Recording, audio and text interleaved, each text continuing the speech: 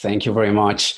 And I really appreciate the invitation, especially you, Veronica, because you have seen yourself my transformation over the years.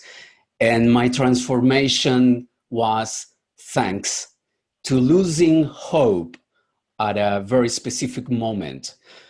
Around 2015, I was in what I consider the peak of my career. I was in a very good moment. I was making so much money at that time, but nature is so wise that 1 year later, I lost almost everything.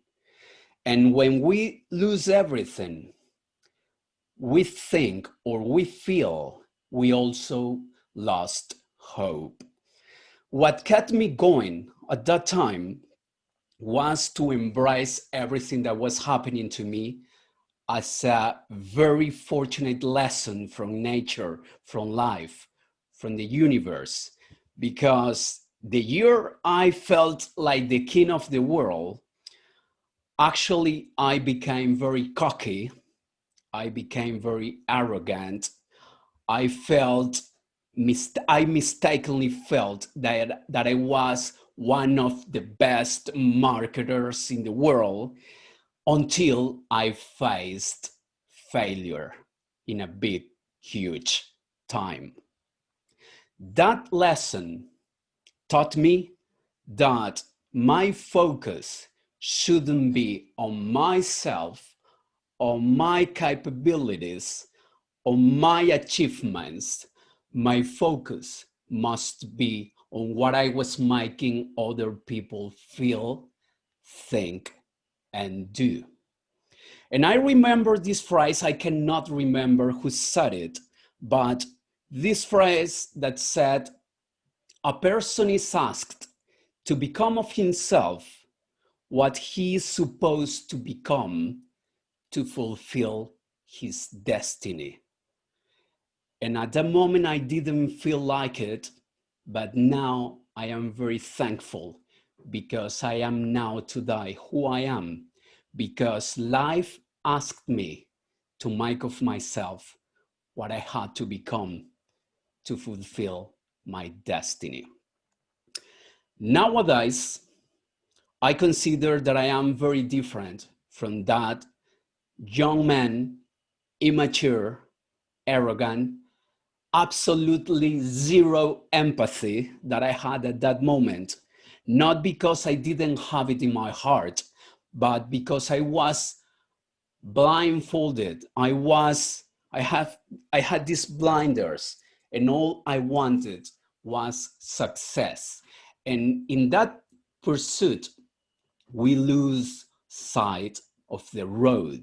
We stopped enjoying the journey and only focusing on the result at whatever cost. And nowadays, I am very proud that I am a very different person. Nowadays, I don't care about what I really achieve for myself if what I achieve cannot be shared with others. And this is not something that I do with my personal life. This is something that I try to do with all the people that I have the pleasure to be a mentor. And at the same time, I decided at a very specific moment that if my impact behind the scenes was not bigger than the impact that I wanted to make in the front row, in front of the scenes, it wasn't worth it.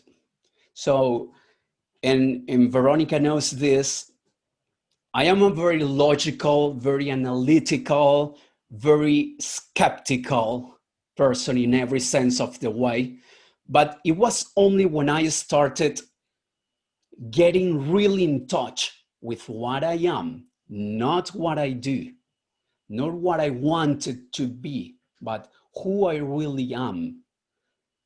That was when I really felt transformation in myself.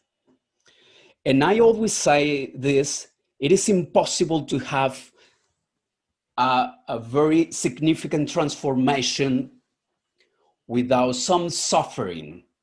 And this suffering is optional, but definitely very insightful if you want to transform into a better person. And at that moment when I felt that I lost hope, I only needed to be inspired, not motivated. I don't believe in external motivation. I had my motives. So I had the motivation, but what I really needed was the inspiration. So I changed the people that I wanted to emulate. I changed the people that I wanted to model. And instead of wanting to become the next Steve Jobs or the next Elon Musk or the next Jeff Bezos, I wanted to become the next myself, the next me. I cannot sleep well at night if I know that that day I didn't improve compared to the day before. So when I changed just the perspective, I didn't change my plans, I didn't change my goals. I think my plans and my goals work towards my purpose. I only had to change my perspective, and I only had to start giving importance to what was really important. And if there is one thing that all this pandemic is teaching me, is that I need a lot less to be happy than what I thought of before.